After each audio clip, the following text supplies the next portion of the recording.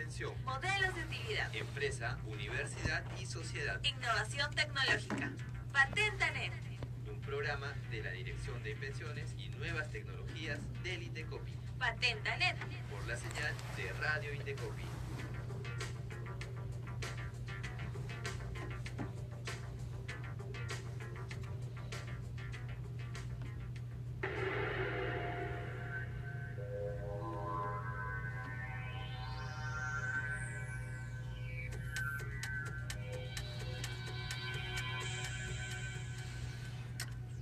Buenas tardes, queridos usuarios, bienvenidos a su programa de radio Indecopi Patentanet.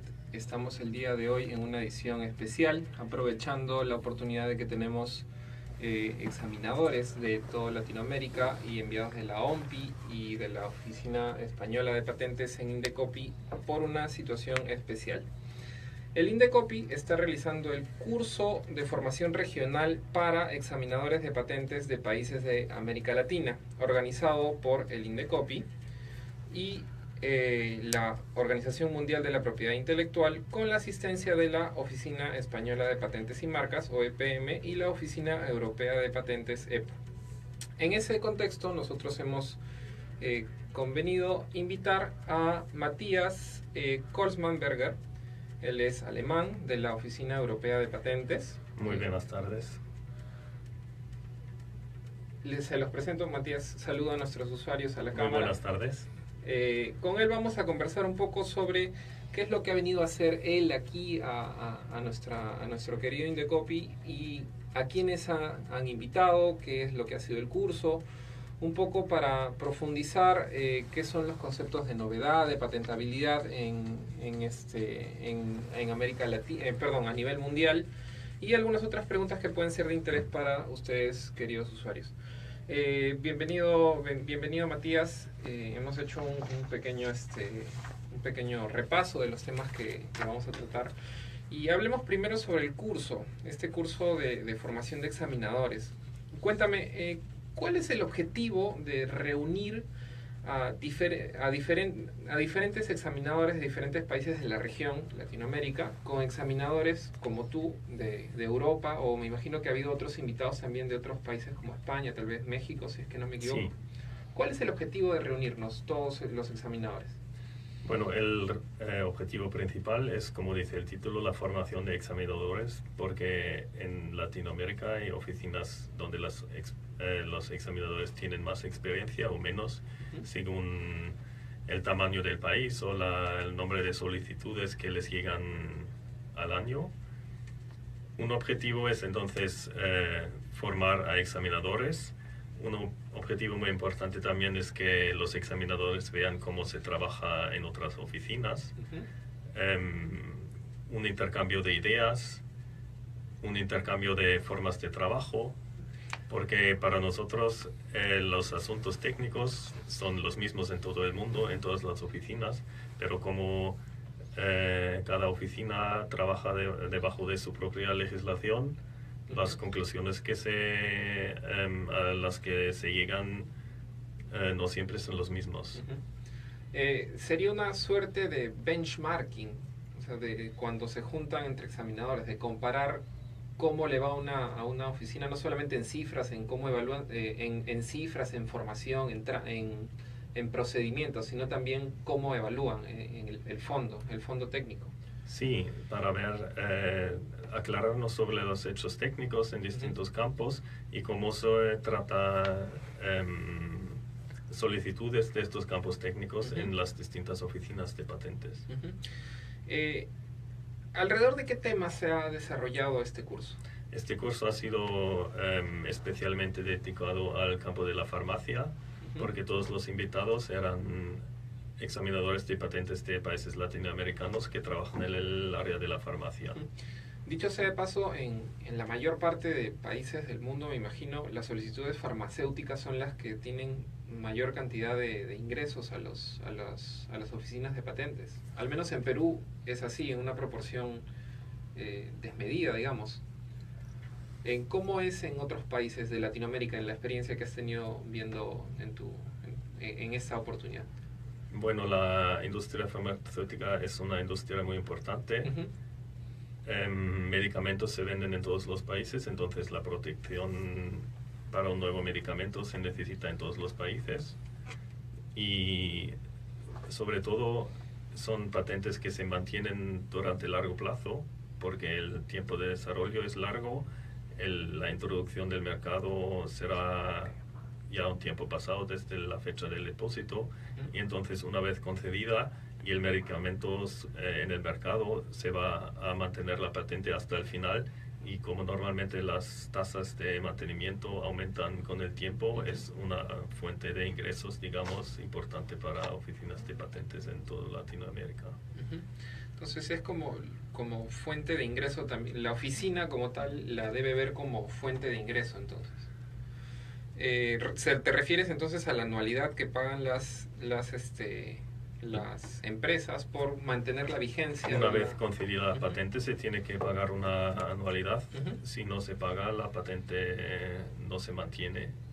Y si es un producto importante en el mercado, entonces se va a mantener hasta el final.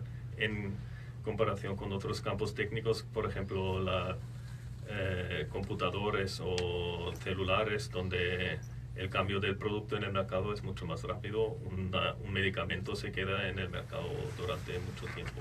Hasta que, a menos de que sea un medicamento definitivo para una enfermedad, ¿no? Que la erradique. Hasta que haya algo mejor, se queda en el mercado. Y eso requiere de bastante investigación. Entonces allí radica la importancia de que los examinadores de patentes de América Latina conozcan u homologuen los conocimientos técnicos en materia de examinación de fondo, o el examen de patentabilidad, como le llamamos nosotros, para otorgar la patente. Hablemos un poco sobre los temas que hemos tratado en el curso. He revisado la información que estaba a disposición del público en la página de la Oficina Mundial, y veo que particularmente de tu parte, Matías, has tratado 3 temas que me han parecido relevantes mencionar. Uno es hablar sobre la novedad y la actividad inventiva relativa a una patente. ¿Qué es la novedad? La novedad, ¿cómo la evalúan? Y si todos los países en el mundo la evalúan igual. La novedad es un criterio de la patentabilidad que significa que una invención debe ser nueva, que no debe ser descrito en ninguna publicación, pero tampoco en ningún tipo de divulgación oral, por ejemplo, una charla, una conferencia. Tampoco se puede vender el producto antes de depositar una solicitud. Entonces tiene que ser algo absolutamente desconocido en el mundo hasta la fecha de la solicitud. Y los criterios para evaluar la novedad mundialmente están bastante homologadas. No hay respecto a la publicación, entonces. Sí, es que no hay mucha diferencia entre cómo se juzga la novedad ni entre las grandes oficinas del mundo, ni entre los países latinoamericanos. En Latinoamérica, gracias a las ADPIC, existe lo que se entiende como el año de gracia, el periodo de gracia, para uno presentar una solicitud. Y aquí, cuando vienen usuarios, normalmente no han tenido acceso al sistema de patentes. No conocían lo que era una patente hasta que vieron la importancia, alguien les comentó o asistieron al Indecopi a enterarse qué era una patente en general. Pero ya lo han comercializado. Entonces, aquí se maneja el criterio del año de gracia para aquellas solicitudes que se ingresan posteriores a la primera divulgación, pero solamente hasta un año. Coméntame, ¿en Europa también funciona el periodo de gracia o por tener características económicas diferentes no funciona igual? En Europa el caso es que no existe periodo de gracia.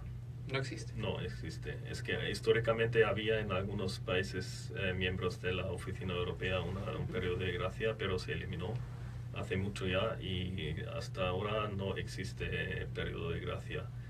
Entonces, una invención que se haya comercializado ya, se puede obtener una protección en países que tengan un un periodo de gracia, como me comenta en Latinoamérica, también en Estados Unidos existe un periodo de gracia. En Europa no se podría patentar ya. Exacto, eso es un dato muy importante para nuestros usuarios, particularmente aquellos que, por ejemplo, están afrontando un trámite PCT y uno de los países indicados en la solicitud podría ser un país europeo. La actividad inventiva. Para la comunidad andina, la edición 486 habla de nivel inventivo. ¿Es lo mismo? Yo creo que son cambio de términos, pero la idea general es la misma. Coméntanos en simple, digamos, ¿no? ¿Qué es actividad inventiva? ¿Qué es nivel inventivo? ¿Y cómo lo identificamos a priori? Nosotros hemos desarrollado algo, por ejemplo, en un laboratorio, estamos investigando en una universidad, y a priori nosotros conocemos que nuestra investigación va a dar resultados, pero ¿cómo evaluamos si estos resultados tienen actividad inventiva o nivel inventivo para poder ser protegidos por patentes? Bueno, primeramente hay que decir que la novedad y la actividad inventiva se juzgan en función de cómo están redactadas las reivindicaciones de la solicitud y no necesariamente según lo que ha presentado el solicitante como ejemplos en la descripción. Eso es algo que tener en cuenta, que nosotros no juzgamos el trabajo del investigador, sino que juzgamos es lo que está reivindicado en las reivindicaciones. O sea, lo que nosotros hemos redactado, lo que vamos a proteger. Eso es lo que se va a juzgar bajo los aspectos de nivel o novedad. No, eso.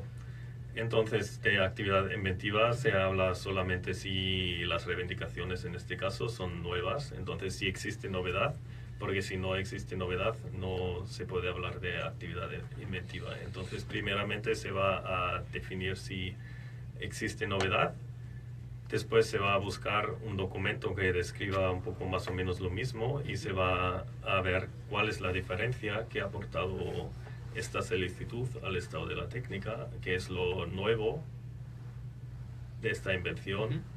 Se va a definir la diferencia entre lo que existe ya y lo que está escrito, y después se va a juzgar si esta diferencia, si lo nuevo era una, digamos, solo un cambio muy pequeño que cualquier persona podría haber hecho, o si necesitaba una idea inventiva para hacerlo. Entonces nos basamos en la comparación de un documento y el otro, y lo que sea la diferencia, esta diferencia debe ser algo que no haya podido ser visto por otro investigador a la luz de lo que ya se conoce. Eso es básicamente la definición de la actividad inventiva. Entonces tendríamos que saber encontrar pues lo que ya existe en el estado de la técnica. Así en pequeño, el estado de la técnica, ¿qué es? Que son documentos, pues solicitudes de patentes publicados, patentes concedidos, pero también artículos científicos publicados en revistas científicas, pero también, por ejemplo, periódicos en algún campo técnico o blogs en internet. Una pregunta así corta, ahora que has hablado fuerte, de arriba hacia abajo: patentes, documentos no patentes, publicaciones en internet. O sea, vamos bajando el nivel de la seriedad, ¿se podría decir? No necesariamente, porque una revista científica también tiene mucha información, y una divulgación en internet no tiene por qué ser no fiable solo porque haya aparecido en internet. ¿Y cómo mido la novedad en todas estas? ¿Por la fecha en la que se publica? La fecha que se publica es importante porque solo cuentan publicaciones que se han publicado antes de la fecha de la solicitud o en caso del periodo de gracia antes del año. Eso. Entonces, eso. ¿Con qué herramientas cuenta el examinador para hacer estos análisis de novedad, de actividad inventiva? ¿Con bases de datos, con exámenes de patentabilidad de otros países? ¿Qué herramientas son a las que más recurre un examinador a nivel mundial? Bueno, eso depende un poco de si él es el primero que va a trabajar sobre esta solicitud o si ya otras oficinas han trabajado en esta solicitud o una correspondiente en otros países. Entonces, si el examinador hace la búsqueda para una solicitud nueva, se va a basar básicamente en una búsqueda en bases de datos o de patentes o de literatura científica. Y estas bases de datos pueden ser o propias de las oficinas de patentes, pero también hay muchas bases de datos que son accesibles al público, que se pueden buscar por internet básicamente. Entonces, para darle la posibilidad al inventor y al público también de realizar búsquedas antes de depositar, por ejemplo, una demanda de patentes. Has mencionado algo importante, que es quién hace primero la búsqueda, ¿no? O sea, si yo tengo una solicitud totalmente nueva, inédita, que es la primera presentación en cualquier oficina, tendría que consultarle eso a las bases de datos de patentes. ¿Cómo consulto si es que una solicitud hoy ya ha sido presentada en otro lugar? Si ha sido presentada en otro lugar ya, los examinadores de patentes de un país normalmente tienen acceso a los resultados de otros países o a través de internet, porque en muchos casos de oficinas de patentes, por ejemplo en Europa o en Estados Unidos, el procedimiento de concesión de patente es público. Entonces a través de una página web se puede ver qué documentos ha citado, por ejemplo, el examinador estadounidense o europeo que ha hecho la búsqueda, y el examinador que trabaje después con esta solicitud en, por ejemplo, un país latinoamericano, se puede basar en estos resultados. Entonces, si un examinador, que es lo que les queremos comentar a nuestros oyentes, si un examinador obtiene un documento de patente para su examen, lo primero que tendría que hacer es buscar si es que este ha sido ya examinado previamente en otra oficina. Eso le ahorra mucho trabajo. Por eso lo va a hacer, sí. Introduzco el término familias de patentes. ¿Cómo ayuda esto a este trabajo del examinador? Bueno, para presentar una patente normalmente lo que se hace es presentar una solicitud nacional en un país. Después se aprovecha de un periodo de 1 año de prioridad donde se pueden solicitar la misma patente en otros países. Y entonces, en teoría, como el patente es un derecho territorial, en cada oficina de patentes se va a hacer a cabo un procedimiento de examen del patente. Y entonces, más o menos, las oficinas de patentes van a tener resultados similares, y el que llegue después se puede aprovechar. Bueno, nos avisan desde cabina que ya no tenemos más tiempo. Con ustedes ha sido Matías Kolsmanberger. ¿Lo dije bien? Casi perfecto. Casi perfecto. Ya estoy listo para aprender alemán. Amigos usuarios, ha sido un gusto tenerlos en línea. Espero que aprovechen esta información. No tenemos la suerte de tener examinadores de patentes de otros países que nos cuenten cómo es lo similar y qué es también lo distinto. Ya aprendimos que no hay año de gracia en Europa para poder presentar, así que si desean ir directamente a la oficina europea a presentar una solicitud de patente, no se confíen en comercializar antes. Es natural venir primero a Indecopy a informarse. Con eso nos despedimos por este momento. Ha sido Cristian Valdés de la Dirección de Invenciones y Nuevas Tecnologías para ustedes. Si tuvieran alguna duda o consulta, pueden llamar al 224-7800, anexo 3816, anexo 3829, o escribirnos a nuestro fanpage Indecopy oficial. Recuerden que se viene la Convención Nacional Anual de Patentes e Invenciones en noviembre. Visiten la página web www.cnapi.pe para informarse más. Y con eso los dejamos a ustedes usuarios. No se olviden de visitar nuestra web radioindecopy.gov.pe. Muchas gracias por habernos escuchado. Muchas gracias a ustedes. Muchas gracias, Matías.